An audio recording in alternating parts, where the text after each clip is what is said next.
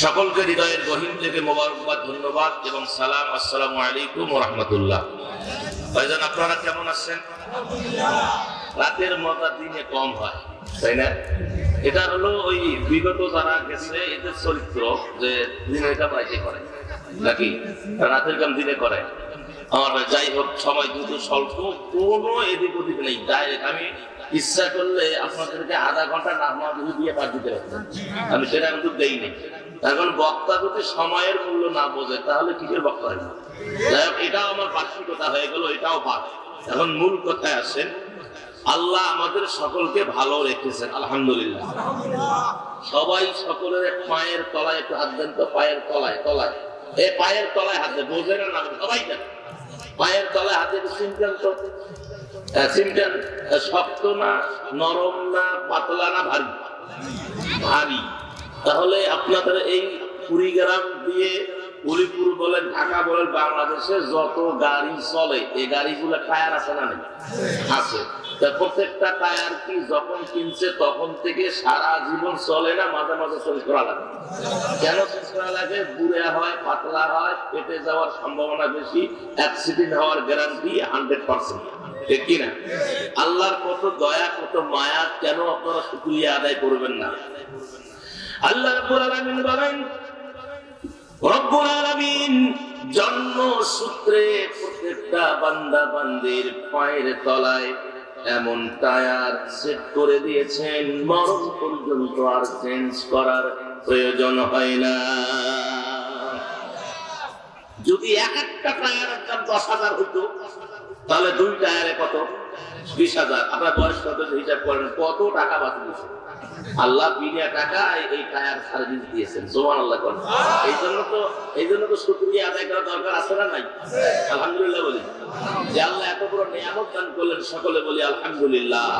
দরুদ আর সালাম নবীর কদমে, হৃদয়ের সমস্ত আবেগ ভালোবাসা উজাড় করে দিয়ে সকলে বলছি সাল্লাল্লাহু আলাইহি ওয়াসাল্লাম। এখন আসেন মূল কথা।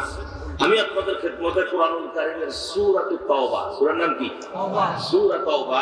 এই সূরা তাওবার ৭৩ নম্বর আয়াত কারিমা তেলাওয়াত করেছি। আল্লাহ সুবহানাহু ওয়া তাআলা এই আয়াতের ভিতরে নবীকে ইন্ডিকেট করে বলেছেন, হে নবী, আপনি কাফের, মুনাফিক এবং যারা কুফরি করে, এক কথায় কুফরি যারা করবে, মুনাফিকি যারা করবে, এদের বিরুদ্ধে আপনি যুদ্ধ ঘোষণা করেন। কি ঘোষণা করতে বলছেন? যুদ্ধ ঘোষণা করতে বলছেন। এদের ঠিকানা হলো জাহান্নাম। এদের ঠিকানা কোথায়? জাহান্নাম। আল্লাহ রাব্বুল আলামিন বলেন, ইয়া আইয়ুহাল নাবিয়্যু, ইয়া আইয়ুহান নাবিয়্যু জাহিদিল কুফফারা ওয়াল মুনাফিকিনা আগলুজ আলাইহিম ومأواهم جهنم وبئس المصير। হে নবী, আপনি মুনাফিক আর মুশরিক যারা, আল্লাহদ্রোহী যারা, আল্লাহকে যারা বিশ্বাস করে না, আল্লাহর প্রতি যারা ঈমান আনে না, আল্লাহর বিরুদ্ধে যারা কথা বলে, নবীর বিরুদ্ধে যারা কথা বলে, এবং মুনাফিক যারা, ও নবী গো, আপনি তাদের বিরুদ্ধে যুদ্ধ ঘোষণা করুন, কারণ তাদের ঠিকানা হলো জাহান্নাম। এই মুনাফিক আর মুশরিক এরা যদি, আমার ভাইয়েরা, যতই উন্নয়নের কাজ করুক না কেন, যতই তারা মেট্রোরেল বানিয়ে দেখ, যতই তারা টানেল বানিয়ে দেখ, উড়ন্ত ব্রিজ বানিয়ে দেখ, যতই সেতু বানাচ্ছে না কেন, আমার ভাইয়েরা, এদের ভিতরে মুনাফিকি আছে, এরা দেশে বসে অন্য দেশের সাথে সম্পর্ক বজায় রাখে। কথা বলে ঠিক কিনা? দেশে বসে আমার ভাইয়েরা যদিও দেশের জন্য 200 কোটি টাকা খরচ করে, বিদেশিদেরকে খুশি করার জন্য হাজার হাজার কোটি টাকা পাচার করে। এরা হচ্ছে মুনাফিক সমাজে। আর মুনাফিকের চিহ্ন হলো 3টা। কয়টা? জোরে কোন কয়টা? 3টা। আর এই মুনাফিকেরা যতই দান করুক, সদকা করুক, এদের কোনো দান সদকা, এদের কোনো ইবাদত আল্লাহর দরবারে কবুল হবে না। স্পষ্ট কথা হলো, এদের ঠিকানা হলো জাহান্নাম। কথা কি আমি বলছি না কোরআন বলছে? সূরা তাওবার ৭৩ নম্বর আয়াত খুলে বাড়িতে দেখে নিয়ে বুঝে নিয়ে পড়ে নিয়ে। সম্মানিত মুসলমান ভাইয়েরা, মুনাফিকের চিহ্ন প্রধানত কয়টি? 3টি চিহ্ন। 1 নম্বরে কথা বললে মিথ্যা বলে, 2 নম্বরে ওয়াদা দিলে বরখেলাপ করে, 3 নম্বরে আমানতের খেয়ানত করে। এখন আপনি দেখেন তো এইরকম চরিত্রের মানুষ আমাদের সমাজে আছে না নাই? জোরে কোন আছে না নাই? তাহলে এইরকম সমাজের মানুষ যারা, এই সমাজে যারা এরকম মানুষ আছে ভাই, নিশ্চিত খেয়াল করে নেন, আমার আল্লাহ বলেছেন নবীকে তাদের সঙ্গে যুদ্ধ ঘোষণা করেন। তাদের ঠিকানা কোথায়? জাহান্নাম। আমার ভাই নবীজি লম্বা একটি হাদিসে বলেছেন, মুনাফিকের 17 শ্রেণীর মানুষ মুনাফিক। কয় শ্রেণীর? 17 শ্রেণীর মানুষ মুনাফিক। রব্বুল আলামিন সূরা বাকারার 8 নম্বর আয়াত থেকে শুরু করেছেন মুনাফিকের ডেফিনিশন দিতে দিতে আমার রব্বুল আলামিন এই 17টি বিষয়ের উপরে আমার আল্লাহ পাক জাতিকে জানার জন্য, বিশ্ববাসীকে জানার জন্য জিবরাইল মারফত, নবীজি মারফত এই পৃথিবীর জমিনে এই 17টি মুনাফিক, এই মানুষের চরিত্র আল্লাহ পাক ঘোষণা করেছেন। 1 নম্বর হলো দুমুখ স্বভাবের। 1 নম্বর কি? দুমুখ স্বভাবের, যারা এখানেও বলে ঠিক, ওখানে গিয়েও বলে ঠিক। কথা কোন ঠিক কিনা? আর এই দুমুখ স্বভাবের ছিল রাসূলের প্রিয়রে কে? আব্দুল্লাহ বিন উবাই। আমার রাসূলের কাছে এসে বলে যে আমি পাক্কা মুসলমান, দাড়ি আছে, টুপি আছে, পাগড়ি আছে, লম্বা দাড়ি আছে, জুব্বা আছে, একেবারে হুজুরের পিছনে নামাজ পড়ে, পাক্কা মুসলমান। আর যখন কাফেরদের কাছে আসে, তোমরা টেনশন করো না, আমি তাদেরকে ধোঁকা দিচ্ছি মাত্র। আল্লাহ পরে রাসূলকে জানিয়ে দিলেন, এই যে আব্দুল্লাহ বিন উবাই আছে না, এ বদমাশ, টাটকা মুনাফিক, এর থেকে সতর্ক থাকতে হবে। আমাদের সমাজে কিছু মুনাফিক আছে না নাই? যেরকম আছে না নাই? কোরআন কি বলছে দেখেন, সূরা বাকারা ৮ নম্বর আয়াত, وَمِنَ النَّاسِ مَن يَقُولُ آمَنَّا بِاللَّهِ وَبِالْيَوْمِ الْآخِرِ وَمَا هُمْ بِمُؤْمِنِينَ। মানুষের মধ্যে এমন লোক রহিয়াছে যাহারা বলে আমরা আল্লাহ এবং আখিরাতের প্রতি ঈমান আনিয়েছি, কিন্তু আসলে তারা মুমিন নয়। বলে যে আমরা আল্লাহকে বিশ্বাস করি, আখিরাতকে বিশ্বাস করি, আসলে প্রকৃত তাদের এই কথা মিথ্যা। প্রকৃত তারা মুমিন নয়, তারা আল্লাহকেও মানে না, তারা আখিরাতকেও মানে না। যদি আল্লাহকে মানতো আমার ভাইয়েরা, তাহলে তারা নামাজ পড়তো, সমাজে ভালো ভালো ভালো কাজ করতো, সুদ খেত না, ঘুষ খেত না, তারপরে জেনাবা বিচার লিপ্ত থাকতো না। আমার ভাইয়েরা, এই ধরনের লোকগুলো অধিকাংশই সুদের সঙ্গে জড়িত আছে।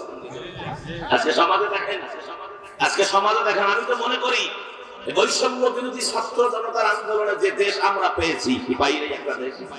পাইছি একটা দেশ। কি স্বাধীন হয়েছে? স্বাধীন হয়েছে, স্বাধীন হয়েছে, কিন্তু বিজয় হয়নি। স্বাধীন হয়েছে দেশ, স্বাধীন হয়েছে, কিন্তু বিজয় হয় নাই।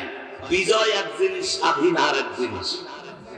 আমার ভাইয়েরা, স্বাধীন মানে এই অত্যাচারিত শাসক পালিয়ে গেছে, কথা ঠিক কিনা? তাহলে আর কোন বাধা নেই, বিঘ্ন করে। আজকে এই মাহফিল আপনি পড়েন, মাহফিল যুব সমাজ, পায়ের তলা, জুতার তলা ক্ষয় হতো, জুতার তলা ক্ষয় হয়ে যেত ডিসি অফিস, এসপি অফিস আর থানাতে যেত। আর কিছু ওই সময় কিছু আওয়ামী লীগের দালাল ছিল আমাদের দেশে, টুপিওয়ালা, মূল দাড়িওয়ালা, মৌলবিওয়ালা। আমার ভাইয়েরা, এই আওয়ামী লীগের দালাল কিছু ছিল, এরা আবার বলতো কি জানেন, যে মাহফিল করতে গেলে আমাদেরকে কিছু দিতে হবে, আমাদের কিছু দিতে হবে, আমাদেরও অতিথি করতে হবে, এ করতে হবে, সে করতে হবে। আমি ভাই বলি যে ভাই, আজকে তোমরা কোথায় কই গেছো?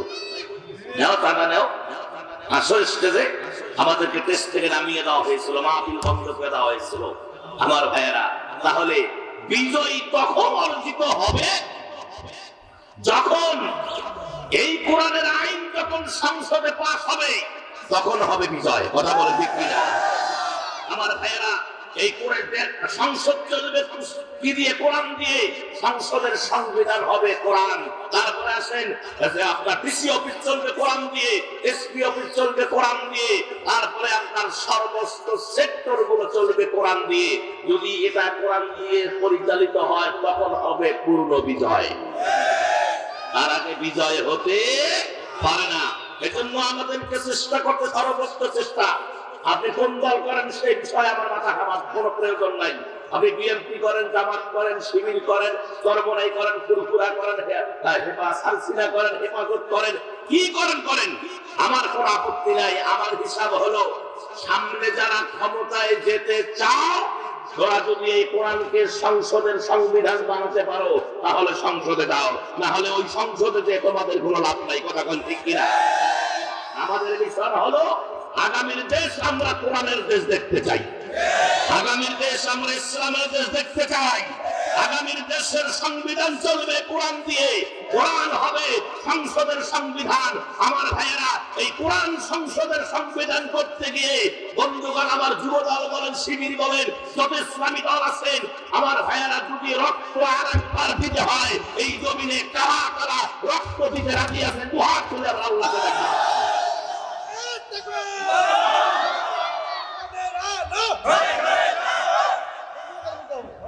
আমার ভাইয়েরা, তাহলে কি হিসাব ঠিক আছে? হিসাব বরাবর। তাহলে এখন আসেন মূল কথাটা, সেটি হলো যারা আখিরাতকে বিশ্বাস করে না এবং আল্লাহকে বিশ্বাস করে না, এরা হচ্ছে কি? এরা হচ্ছে মুনাফিক। রব্বুল আলামিন 2 নাম্বার 17টি মুনাফিকের 17 শ্রেণীর মানুষ। যে মুনাফিক, তার মধ্যে 2 নাম্বার হলো ধোঁকাবাজ লোক। সমাজে আছে না নাই? ধোঁকাবাজ মানুষকে ধোঁকা দেয়। কি দেয়? মানুষকে ধোঁকা দেয়।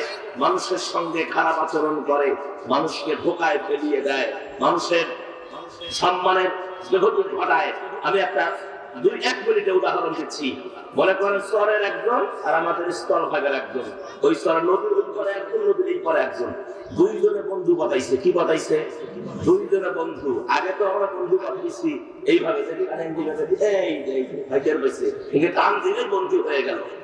এখন বন্ধু হয় আমার ভাই, এর পরিবার ওর বাড়িতে, ওর পরিবার ওর বাড়িতে, একদম ঘনিষ্ঠ বন্ধু হয়ে গেল।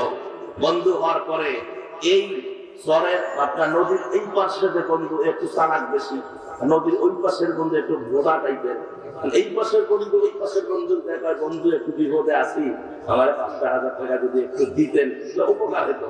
তো বললো, ভাই আমি কালকে শস্য বিক্রি করছি, টাকা আছে, নিয়ে 5,000 টাকা নিয়ে আসে, টাকা হাতে নিয়ে, টাকায় হাতে নিয়ে, গনিয়ে হাতে নিয়ে সঙ্গী কয়, বন্ধু, যে আপনি উপকারটা করলেন, এই ঋণ আমি জীবনেও শোধ করতে পারবো না। কি করতে পারে? এই ঋণ জীবনেও শোধ করতে পারবো না। 2 মাস পরে এই বন্ধুর টাকার টাকা ওই বন্ধুর কাছে নদী পার হয়ে গেছে। যা বন্ধু, আমার ওই যে 5,000। বন্ধু, এটা কেমন কথা? আমি যখন টাকাটা নিয়েছি তখন কি বলছি? এই ঋণ আমি জীবনেও শোধ করতে পারবো না। আপনি কোন আত্মায় টাকা দিয়েছেন? কত বড় ধোঁকাবাজ দেখেন। কথা বল ঠিক কিনা? এরা হচ্ছে সমাজের টাটকা ধোঁকাবাজ, এরা হচ্ছে সমাজের মুনাফিক। আমার ভাই, আল্লাহ তার সেই কথা কুরআনুল কারীমের ভিতরে বললেন, ইউখাদিউনাল্লাহা ওয়াল্লাযীনা আমানু ওয়া মা ইয়াখদাউনা ইল্লা আনফুসাহুম ওয়া মা ইয়াশউরুন।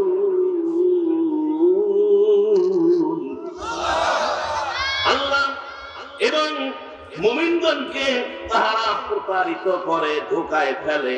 আল্লাহকেও ধোঁকায় ফেলতে চায়, মুমিনদেরকেও ধোঁকায় ফেলতে চায়, অথচ তারা নিজেদের ছাড়া অন্য কাউরে ধোঁকায় ফেলতে পারে না। এই মুনাফিকরা আল্লাহকে ধোঁকায় ফেলতে চায় আর মুমিনদেরকে ধোঁকায় ফেলতে চায়, যে আল্লাহকে ধোঁকা বানাতে চায়। আল্লাহ বিধান পৃথিবীতে দিয়েছেন, মানবো না, তাতে আল্লাহর খুব টাকা। নামাজ পড়তে বলেছেন, পড়বো না, আল্লাহর মহা টাকা। কথা কন, নামাজ আল্লাহ পড়তে বলছেন, না পড়লে তো আল্লাহ ঠেকা নাকি? হ্যাঁ, আল্লাহর কোনো ঠেকা নাই। আল্লাহ তার বান্দা, নামাজ পড়া, নামাজ তোমাদের জন্য ফরজ করে দিয়েছি। আমার রাসূল আমার কাছে এসেছিল, আমার আরশে আযিমে আমার রাসূল আমার জন্য হাদিয়া নিয়ে আসছে, আত্তাহিয়াতু লিল্লাহি ওয়াস সালাওয়াতু ওয়াত তাইয়্যিবাতু আসসালামু আলাইকা আইয়ুহান নাবিয়্যু ওয়া রাহমাতুল্লাহি ওয়া বারাকাতুহু। আমার নবী আমার কাছে হাদিয়া আনছে। আমার নবীকে আমি জাহান্নাম, জান্নাত এবং আসমানের যা আছে, আরশে আযমে যা আছে সব গুলো আমি আমার নবীকে দেখিয়েছি।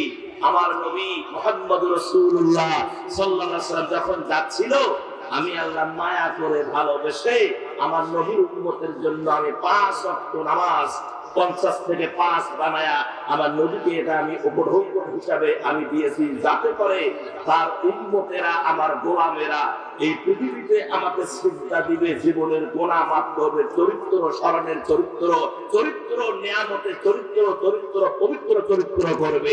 এই জন্য আমি আল্লাহ এই নামাজ বান্দাদের উপর ছেড়ে দিয়েছি। আর এরা বলতেছে যে নামাজ না পড়লে আল্লাহ টাকা, ইবাদত না করলে আল্লাহ টাকা। বিশ্বাস করেন, গোটা পৃথিবীর সমস্ত মানুষ, হিন্দু খ্রিস্টান বৌদ্ধ যা আছে, সবাই যদি আল্লাহকে ভুলে যায়, আল্লাহ 4 পয়সাও লস নাই।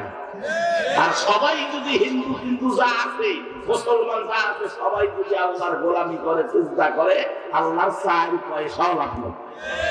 কথা কোন লাভ আছে? লাভ নাই। আমরা ইবাদত করলে আমাদের লাভ, আমরা আল্লাহর বندگی করলে আমাদের লাভ। কথা কোন ঠিক কিনা? আল্লাহ রাব্বুল আলামিন দুইটা বিষয়ের কথা বলে দিয়েছেন। ও পৃথিবীর মানুষ শোনো, 2টা কাজ যদি তোমরা তোমাদের জীবনে করে যেতে পারো, আমি রব্বুল আলামিন তোমাদের জন্য নির্দিষ্ট একটি জান্নাতের ব্যবস্থা করে রেখে দিয়েছি। ওই জান্নাতে তোমরা ঢুকবা, পশ্চিমকালেও বাহির হতে যাবা না। 1 নম্বর হলো আমানু, আর 2 নম্বর কি? আমল। 1 নম্বর কি? আমলের উপরে বিশ্বাস করা। ইন্নাল্লাযীনা আমানু ওয়া আমিলুস সালিহাতি কানাত লাহুম জান্নাতুল ফিরদাউসি নুজুলা খালিদিনা ফিহা লা ইয়াবগুনা আনহা হিওয়ালা। নিশ্চয়ই যাহারা ঈমান এনেছে, কি আনছে? ঈমান। ঈমান কার প্রতি আনবেন? বেরিসর প্রতি। কার প্রতিতে? হ্যাঁ, আমরা তো ঈমান বেরিসর প্রতি ঈমান আনে, আল্লাহর প্রতি ঈমান। মানে বেরিসর না হয় ওইটা শুনে, আল্লাহ যেটা কাছে ওটা শুনে। তাহলে ঈমানটা আল্লাহ থেকে বেরিসর প্রতি আনছে। বেরিসর দিকে আজকে এটা যদি না আনো, তাহলে বাড়িতে ঢুকতে পারবে না। ও যদি লুঙ্গি বন্ধ খাওয়া লাগে, তাও ঠিক বেরিসর জিনিস নিয়ে আসবে। আল্লাহ বলছে নামাজ পড়ে, নামাজ পড়ে না। আল্লাহ বলছে রোজা করো, রোজা করে না। আল্লাহ বলছে ইবাদত করে না। তাহলে বেরিসরকে বেশি প্রাধান্য দেয়। কথা বল ঠিক কিনা? আমার ভাই, আল্লাহ বলছে ইন্নাল্লাযীনা আমানু, নিশ্চয়ই যাহারা ঈমান এনেছে, ওয়া আমিলুস সালিহ, এবং নেক আমল করে যারা, ঈমান আনে যারা, নেক আমল করে যারা, আল্লাহ বলেছেন তাদের জন্য জান্নাতুল ফিরদাউস বরাদ্দ। সুবহানাল্লাহ। কি বরাদ্দ করছেন? জান্নাতুল ফিরদাউস বরাদ্দ। আপনি নামাজ পড়বেন তো আল্লাহ রাব্বুল আলামিন আপনাকে ক্ষমা করবে। আর নামাজ পড়বেন না তো বলেন যে আল্লাহকে ধোঁকায় ফেলছেন না, আল্লাহর কোনো এখানে টেনশন নাই। ভাইরা আমার, এই 2টা কাজ যদি আপনি জীবনে করে যেতে পারেন, প্রিয় নবী মুহাম্মদ রাসূলুল্লাহ আল্লাহর সেই মেসেজটাকে জাতির কাছে প্রকাশ করেছেন। আল্লাহ বলেছেন খালিদিনা ফিহা লা ইয়াবগুনা আনহা হিওয়ালা।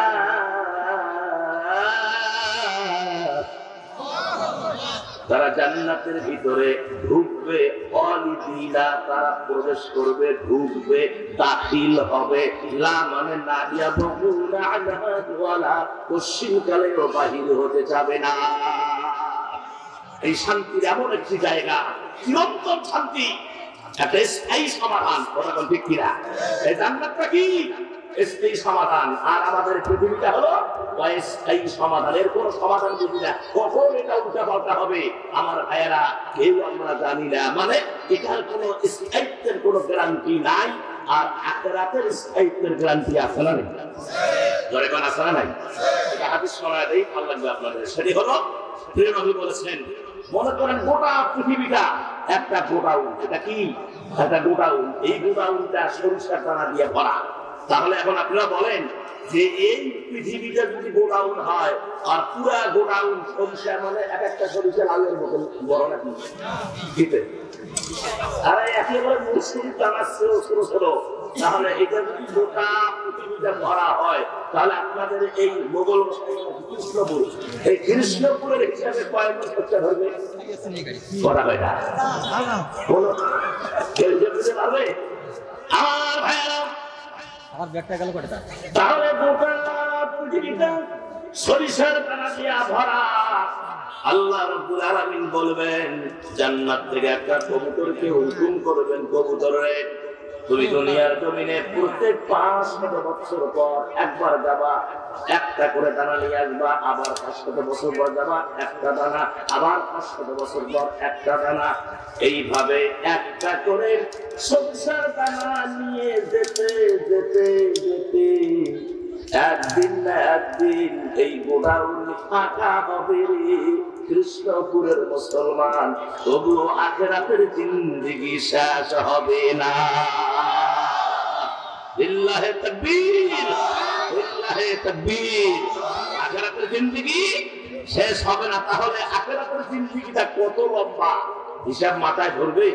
হিসাব মাথায় ধরে না। তাহলে আমরা ক্ষণস্থায়ী জিন্দেগি নিয়ে লাফালাফিয়া পারাপারি চলছে, সুদ ঘুষ জেনা ব্যভিচার।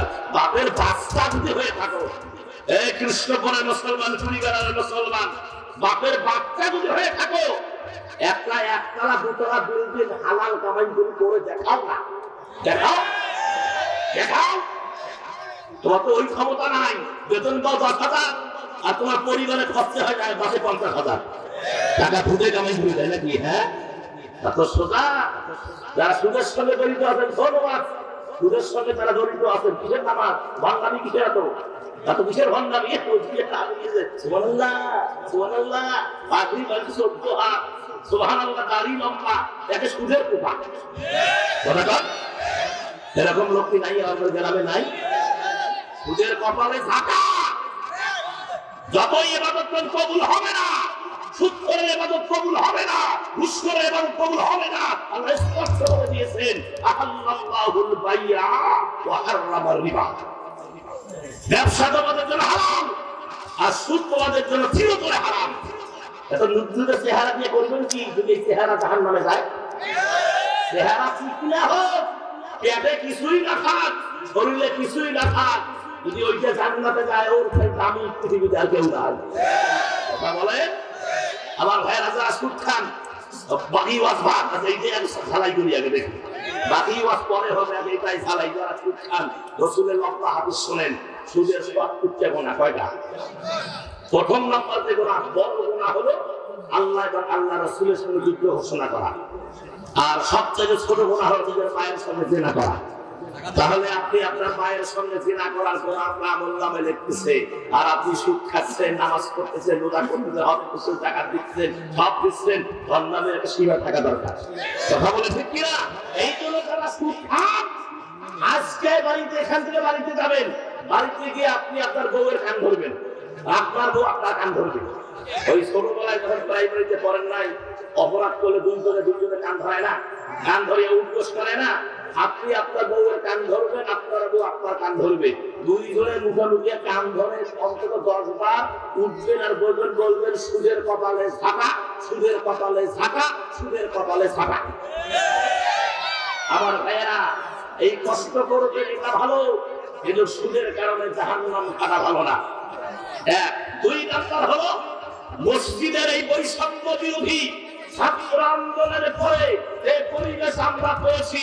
কোন মসজিদের সেক্রেটারি, সভাপতি, কোন মসজিদের কেশিয়ার সদস্য সুদখোর হতে পারে না, পারে না, পারে না। ঠিক কিনা? এদেরকে মসজিদ থেকে বাহির করা হয়, মসজিদের পথ থেকে এদেরকে বাহির করে দেবেন যারা সুদ খায়। কোন সুদারু মসজিদের সভাপতি হতে পারে না, কোন কুসারু মসজিদের সভাপতি হতে পারে না, কোন তিরাখর মসজিদের সভাপতি হতে পারে না। কথা বলে ঠিক কিনা? মসজিদ নয়, এরকম তাফসীর মাহফিল, ওয়াজ মাহফিল, ইসলামের সওয়াব, ইসলামী এরকম কোন জায়গা আমার ভাইয়েরা প্রধান অতিথি বিশেষ অতিথি এগুলো হইতে হওয়ার তার কোনো যেহেতু কোনো যোগ্যতা নাই, এরকম জায়গা সেগুলো মানে চান্স না পায়, এজন্য আমাদের ঐক্যবদ্ধ হতে হবে। কোন সুদারু কোন জান্নাতের বাগানের সভাপতি হতে পারে না, কোন সুদারু জান্নাতের বাগানে প্রধান হতে পারে না। কথা বলে ঠিক কিনা? আমার ভাইয়েরা সব উল্টা পাল্টা হয়ে গেছে। আজকে দেখেন সমাজে আমাদেরও দোষ আছে, আমরা আমাদেরও দোষ আছে। আজকে দেখেন আপনি খুব দুঃখ লাগে, আজকে তাফসীর মাহফিলে গেলে বিভিন্ন কথাবার্তা মানুষ আমাদেরকে বলে, যেমন ভাই হুজুর আপনারা ওয়াজ করেন, টাকা নেন 60,000, 70,000, 80,000, ইতিমখানা মাদ্রাসার ওয়াজ, আর এই বাচ্চাগুলো সারাদিন রাস্তায় কালেকশন করে, আপনি 60 নেন 70 নেন, রাস্তায় দেখা যায় ওই মাদ্রাসা ঋণের মধ্যে থাকে, ওই মাদ্রাসার জমি বিক্রি করিয়া পরিশোধ করা লাগে। তো হুজুর এটা কোন হাদিস? এত টাকা নেওয়া এটা কোন হাদিস? আমি বলছি যে মৌলবীদের টাকা দিলে অসুবিধা কোথায়, দেওয়ার সমস্যা নেই। একটা গানের প্যান্ডেল সাজালে তো শিল্পীরা 2 লাখ 3 লাখ নেয়, তো মৌলবীদের সমস্যা কি? আমার ভাইয়েরা, আমার প্রশ্ন ওটা না, মৌলবীদের টাকা দেবেন ভালো লাগে, ওরা তো খারাপ কাজে দায় করে না, হয় মাদ্রাসায় বা বিভিন্ন জায়গায় মসজিদে এগুলো দায় করে। তবে আমার শর্ত হলো যে সমস্ত বক্তারা কন্ট্রাক্ট করবে এবং মাহফিলে আসার আগে টাকা পেয়ে দিবে। আমরা একটা মাসলা আমার দেন, আপনি কোনো কাজ না করার পরে টাকা নিতে পারবেন? কথা বল। এই যে আমাকে এই ভাই দাওয়াত দিচ্ছে, তুমি কলমে হাত দিয়ে বলুন 1 টাকা আমাকে দিচ্ছে না, হাত দিয়ে বলুন যে আমি ওনাকে টাকা দিচ্ছি, 1 টাকা উনি আমাকে দেয়নি, অগ্রিম তাই না দেয়নি, তারপর আমি আসছি। কথা বল ঠিক কিনা? এখন মাহফিলের একদিন আগে বক্তা ফোন দিয়ে বলে সব টাকা পরিশোধ না করলে আমি মাহফিলে যাব না, তখন আয়াত বিভ্রান্তের মধ্যে পড়ে যায়। যাই হোক, ভালো আছে, টাকা পরিশোধ করে নেয়। এটা যদি কাজ না করে যদি অগ্রিম টাকা নেওয়া হয়, এটা শরীয়তে কতটুকু যায়? আগে ওলামা যারা আছেন একটু আমাকে বলেন, এটা কি শরীয়তে যাইতেছে? যাই যদি না হয়, যে ব্যক্তি টাকা পরিশোধ করে নেওয়ার পরে আসলো, তার ওয়াজে কতটুকু যাইতে হবে? কোন তার ওয়াজ ছাড়া কতটুকু তার ফায়দা হবে সেটা আমাকে বলেন। 1 2 নাম্বার হলো আপনাদের তো সওয়াবের দরকার নাকি? কিসের দরকার? সওয়াবের দরকার। যারা টাকা পরিশোধ না হলে আসবে না, ওদেরকে টাকা পরিশোধ করে দিয়ে নিয়ে আসেন। ওয়াজ যখন শেষ হবে 3টে মিলিয়ে নেবেন, সাথে ঘরের মধ্যে নিয়ে যায়, কানের দিছে, 2 আঙুল দিছে, কোরআন কোরআন করে 6-7টা ঠাকুর মারেন। আমার ভাইয়ের আপনার সওয়াব আল্লাহ অনন্ত সওয়াব আমল নামে লিখে দিবেন। তার কারণ এত ইসলাম প্রচারক রাইতে হলো কোথায়? কথা ঠিক কিনা? আমার নবী কোন হাদিসে আপনি দেখান আমার নবী এরকম ওয়াজ করে 1 লাখ 2 লাখ সাহাবারা 1 লাখ 2 লাখ টাকা দিছে? এরা বলে আমরা অমুক দল করি, জামাত ইসলাম করি, হে পরিষ্কার করি। আমার ভাইয়েরা, আমি বলতে চাই ওই হিসাব লেখা হবে, আপনাদেরকে বক্তাদেরকে শিখতে হবে। আমি কথা ঠিক কিনা? এখন এটা হলো বক্তাদের হিসাব। 2 নম্বর হিসাব আসেন আয়োজক যারা আছেন, আয়োজকরা বলে ওই বক্তা কেন কয় লাখ লাগে আমরা দিব, কয় লাখ লাগে আমরা দিব। আমি বলতে চাই যে কয় লাখ যে তুমি দিবা, ওটা কি তোমার বাপের জমি বেচে টাকা দিবা? কথা বল, বাপের কি জমি বেচে টাকা দিবা? তুমি তো জিজ্ঞাসা করে করে করে এই নেতা ও নেতা কাছে যাবা। আমার ভাইয়েরা, ওটা দরকার কি? যে টাকা বক্তাকে দিবা, মসজিদের ইমামের বেতন 4 মাসের বাকি, মসজিদের ইমামের বেতন 4 মাসের বাকি। ওই মসজিদের উন্নয়ন করবে, মাহফিল করে বক্তা দেয় 1 লাখ টাকা, অথচ ইমামের বেতনের হিসাব নেই। কথা বলেন, কথা বলেন। এই বৈষম্য দূর করতে হবে রিয়া, তাহলে আপনি এই মাহফিল যে কোনো সওয়াবও হবে না, কোনো লাভও হবে না। কথা বল ঠিক কিনা? এজন্য আমাদের ঐক্যবদ্ধ হতে হবে। কি হতে হবে? আমাদের ঐক্যবদ্ধ হতে হবে, এই বৈষম্য দূর করতে হবে। তারা 1 লাখ 2 লাখ চায়, ওদেরকে 2টা বছর খালি ডিরেক্ট করেন সমাজ থেকে। 3 বছরের বেলায় বলবে হুজুর আমার ওয়াজ দাও, 3 বছরের বেলায় বলবে। কিন্তু আমার ভাইরা, আমরাই বক্তাদের খারাপ করেছি, আর বক্তা যারা আছে আপনারা সুবিধে যান। নাহলে যে ভাই মাস শুরু হচ্ছে, হাত ছিড়ায় কাইয়ুম মেয়েদের দেখতে তুলেছি, ওরা না কেন? আর সিরাজগঞ্জে আমার সামনে ইলিয়াসুর রহমান জিহাদের গাড়ি যেভাবে ভাঙছে, এখন যদি শুরু হয়ে যেতে শুরু করে, তাহলে দেখবেন বক্তা ঠিক হয়ে যাবে। কথা বলেন, কথা বলেন, নিয়ত করেন, যারা ট্রেনিং করে আসবে তাদের বক্তব্য শুনবো না, তাদের বক্তব্য ডিলেট করলাম, এরকম নিয়ত করে দেখবেন বক্তার জগৎটাও ঠিক হয়ে যাবে। আমার সম্মানিত ভাই, এখন ফিরে আসে, ইবাদত করতে হবে কার? আরো ধরে কোন কার? আল্লাহ। রব্বুল আলামিন বললেন, ফোকাবাস কোরআনের হিসাব নবীজি বলেছেন 17 শ্রেণীর মানুষ, এরা হচ্ছে মুনাফিক। তার মধ্যে 1 নাম্বার হলো দুমুখ স্বভাবের, 2 নাম্বার হলো ধোঁকাবাজ। ইউখাদিউনাল্লাহ والذين آمنوا وما يخدعون إلا أنفسهم وما يشعرون।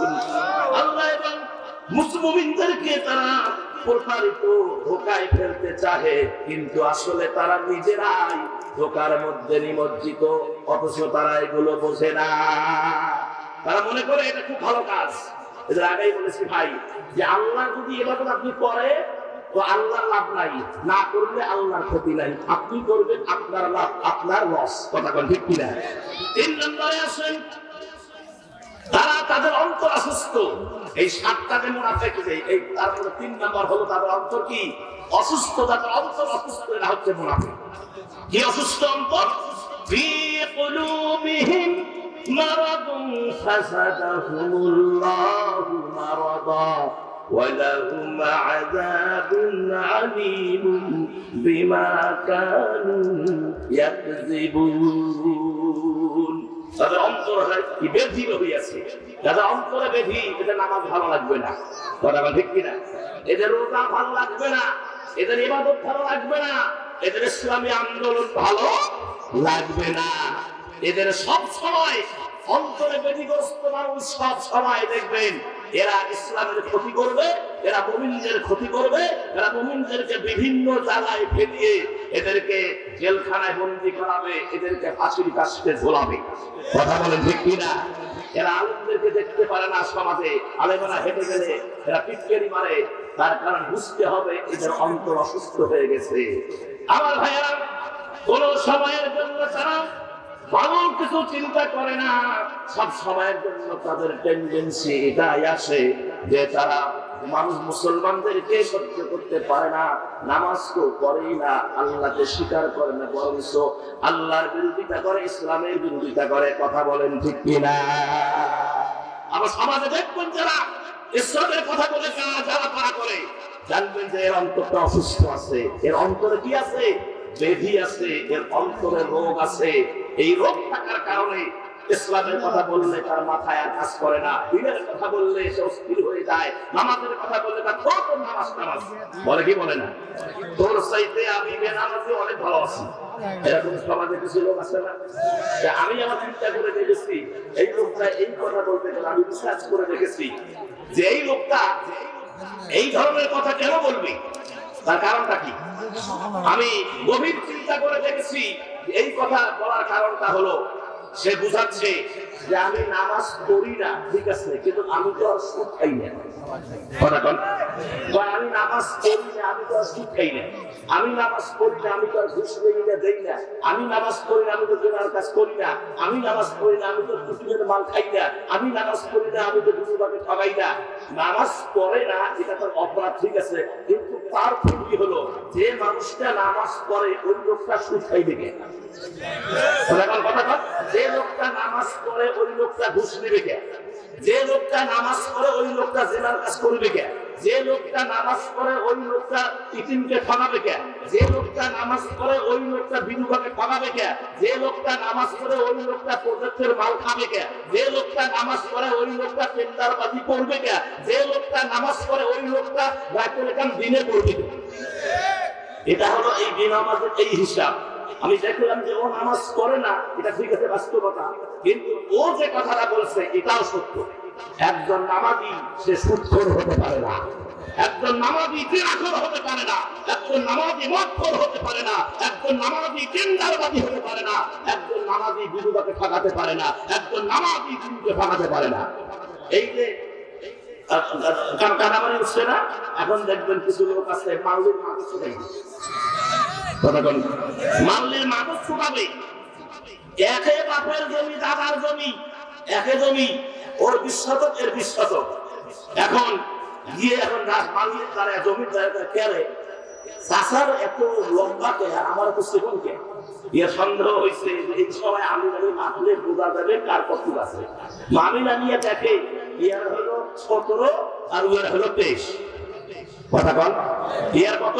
17 আর কত 23। তাহলে ওই নামাজও পরে দাঁড়িয়ে আছে 3 বার হজ করছে, জমিও 300 বেশি, মানে নামাজও করছে অনেক অনেক মালগুলো মাদক চড়াইছে, ছোটয়া 21 করে জমি বাড়াইছে। এখন কোন এই অবস্থা হলে কি হবে? এটা হবে না। এটা হচ্ছে ধোঁকাবাজে বলা চলে, আর এই লোকের অন্তর আছে অসুস্থ, কথা ঠিক কিনা? আর মুসলমান ভাইয়েরা, এই জন্য আমি আপনাদের বলে যাই, সময় যেহেতু আমার বেশি নাই, অল্প সময়ের ভিতরে আপনাদেরকে অন্য বক্তাকে ছেড়ে দিতে হবে, অতিথিবৃন্দ কথা বলবেন। আমার বন্ধুগণ, এই জন্য বলি ভাই, আপনি 10 বার হজ করছেন আলহামদুলিল্লাহ, আপনি নামাজ পড়তেছেন আলহামদুলিল্লাহ, রোজা করেন যতদিন থেকে বয়স হয়েছে, রোজার বয়স হয়েছে, ফরজ কামও রোজা করেন, ভালো ভালো কাজ করতেছেন, কিন্তু একটা জিনিস সব সময় মেমোরির ভিতরে গেঁথে রাখবেন আমার ভাইয়েরা। আল্লাহ রাব্বুল আলামিন হাবিব বলেছেন, হক হলো দুইটা। কয়টা হক? জোরে কোন কয়টা হক? দুইটা হক। একটা হলো হকুল ইবাদ, আর একটা হলো হকুল্লাহ। একটা হলো হকুল্লাহ, একটা হলো হকুল ইবাদ। আল্লাহর হক, নামাজ পড়েন নাই, রোজা করেন নাই, হজ করেন নাই, যাকাত দেন নাই, এটা করেন নাই, সেটা করেন নাই। আল্লাহর হক আল্লাহ মাফ করতেও পারে, শাস্তি দিতেও পারে। কথা কন। কিন্তু আমার ভাইয়েরা, বান্দার হক যদি আপনি নষ্ট করেন, যতক্ষণ পর্যন্ত বান্দা মাফ করবে না, ততক্ষণ পর্যন্ত আল্লাহ মাফ করবে না। যেমন আপনি বান্দার হক নষ্ট করেছেন, আপনার নিজের ভাতিজা, এই ভাতিজার সম্পদ আপনি লুণ্ঠন করেছেন, আপনার নিজের ভাতিজা জমাজের মধ্যে ভেজাল করেছেন, আপনি এখন এরকম অনেক সওয়াব নিয়ে আপনি কবরে চলে গেলেন। বহুত সওয়াব নিয়ে কোথায় গেলেন? কবরে চলে গেলেন। একে ফেরেশতা কয়, ফেরেশতা কি খবর? কয় সওয়াব টাকা ধরে না, ওই একটু সওয়াব। কথাই নাকি?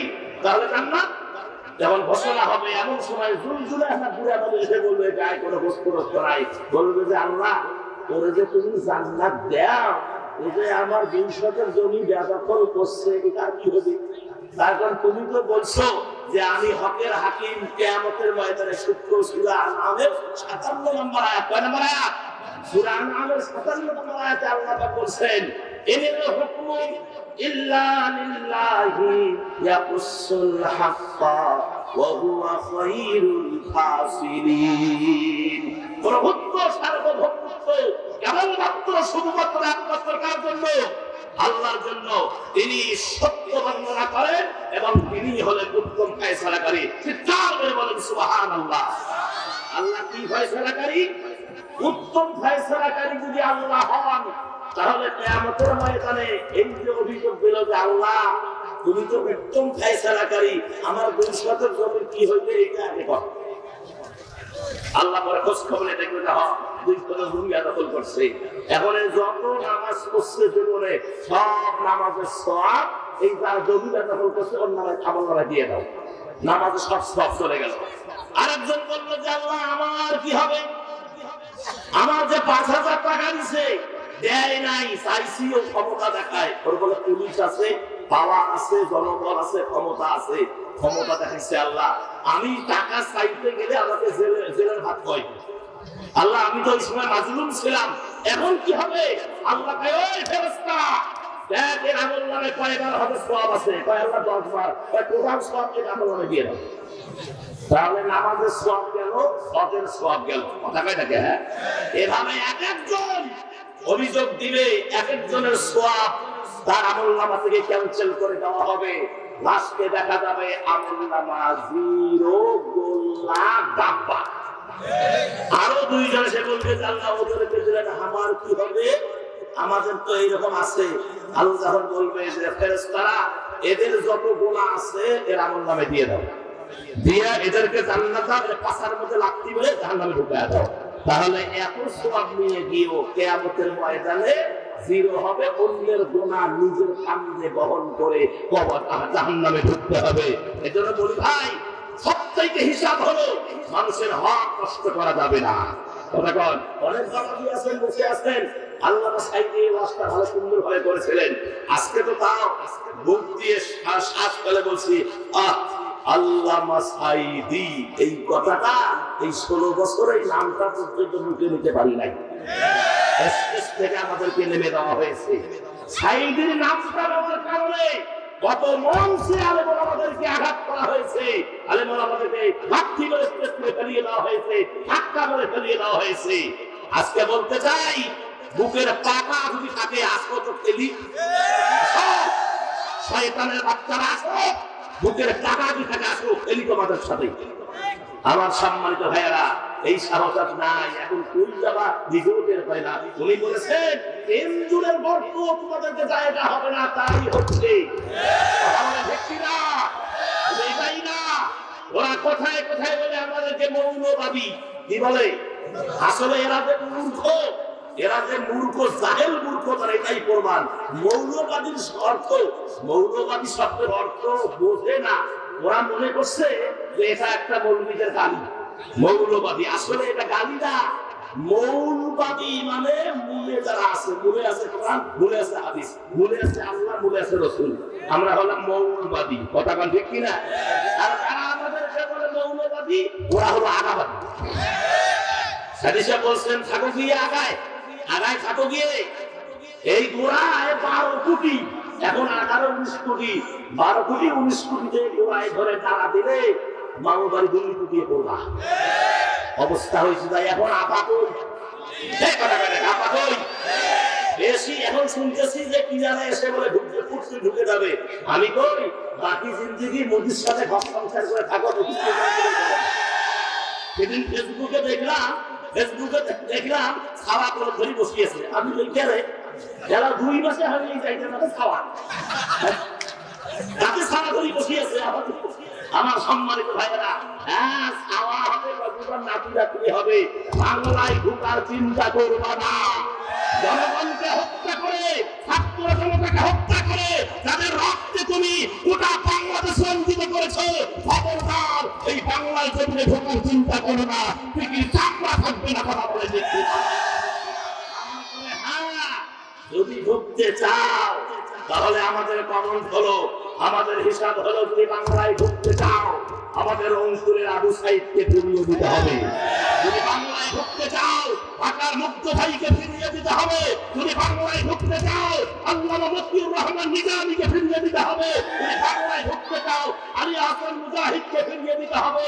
যদি বাংলায় ঢুকতে চাও কাদের মোল্লাকে ফিরিয়ে দিতে হবে। যদি বাংলায় ঢুকতে চাও মীর কাসিমকে ফিরিয়ে দিতে হবে। যদি বাংলায় ঢুকতে চাও 18 কোটি মানুষের হৃদয়ের স্পন্দন আল্লামা সাইদিকে ফিরিয়ে দিতে হবে। তাকবীর হবে, তাকবীর।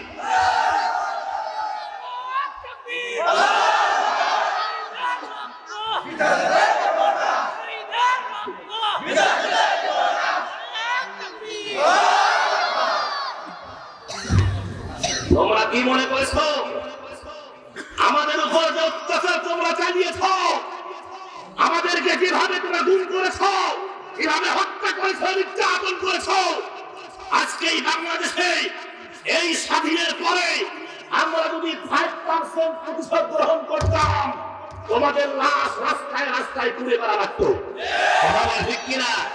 আমরা সেটা করি নাই। তার কারণ রাসূল সাল্লাল্লাহু আলাইহি ওয়াসাল্লামের আদর্শ বুকে নিয়ে আমরা লালন করি। কথা বল ঠিক কিনা?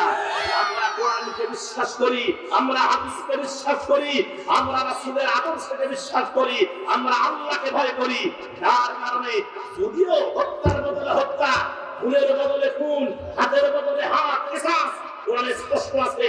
কেউ যদি কাউকে অন্যায় হত্যা করে তুমিও তাকে হত্যা করো। চোখের বদলে চোখ, হাতের বদলে হাত, পায়ের বদলে পা। আমরা কত বড় সহনশীল রাসূল মুহাম্মদ সাল্লাল্লাহু আলাইহি ওয়াসাল্লামের যে আদর্শ পালন করি। কেননা আল্লাহর নবী বিদায় হজ যদি ইচ্ছা করতেন একটা কাফেরের বাচ্চাকে বাঁচতে দিতেন না। নবীজি বিদায় হজে বলেছেন খবরদার কাউরে গায়ে কেউ হাত তুলবা না। সুবহানাল্লাহ। মক্কা বিজয় হয়ে গেছে, এবার আমরা আমাদের বাংলাদেশটাকে বিজয় করব। আগামী সংসদের স্পিকার হবে টুপিওয়ালা দাড়িওয়ালা। আগামী সংসদের ডেপুটি স্পিকার হবে টুপিওয়ালা দাড়িওয়ালা। আগামী সংসদের প্রেসিডেন্ট হবে টুপিওয়ালা দাড়িওয়ালা। আগামী সংসদের আমার ভাইয়েরা মন্ত্রী হবে টুপিওয়ালা দাড়িওয়ালা। আগামী সংসদের এমপি হবে টুপিওয়ালা দাড়িওয়ালা। আগামী সংসদের সমস্ত কর্মী হবে টুপিওয়ালা দাড়িওয়ালা। প্রত্যেকটা সেক্টর হবে টুপিওয়ালা দাড়িওয়ালা। কথা বলেন ঠিক কিনা? বিজয় হবে। ওই ছাতা খাওয়া এমপি একবার আমাদের ভাষণে একটা এমপি বললো, আমার ভেড়া ডিগ্রি কলেজে ভাষণ দিচ্ছেন, আমার ভেড়া যদি সামনে আবার আমাকে ভোট দেন আমি ডিগ্রি কলেজ কেন্দ্রের বিয়ে করে দেব। সুবিধা দেখেন, হাসে ডিগ্রি করবে বলে ইন্টারভিউ দিয়ে। আর এক বদমাস বললো, ও নিজের নাম লিখতে পারে, এমপি হয়েছে, মন্ত্রী হয়েছে। ও বললো যে মাননীয় স্পিকার, আমার একটু বরাদ্দ দিলে আমার এলাকায় সরু রাস্তা 4টা করে দিবে। আমার এরকম কমন সেন্স, কমন বাদ দিয়ে সেন্স দিয়ে চিন্তা যদি করা যায়, এরকম মূর্খ যারা, এরা যদি সংসদের সংসদ সদস্য হয়, সমাজের নেতা হয়, এই জাতি হইবে জাতি হইতে পারে। এই জাতির কপালে দুঃখ আছে, কথা বল ঠিক কিনা? এবারে গত যে সংসদ গুলো গেছে, এখানে নায়িকা আর গায়িকা, শিল্পী, নায়ক, গায়ক, কথা বল ঠিক কিনা? এরা স্থান পেয়েছিল, সংসদকে নাপাক করেছে, কথা বল ঠিক কিনা? আমরা আর সংসদ নাপাক করতে দিব না। প্রয়োজনে কোরআনের আইন সংসদে বাস্তবায়নের জন্য যদি আরেকটা বার রক্ত দিতে হয়, শিবিরের ছেলেরা, ছাত্রদলের ছেলেরা, এরা মানে গোলামারা, আরেকটা বার রক্ত দিতে হয়, কারা কারা রাজি আছে দুহাত তুলে আল্লাহকে দেখা।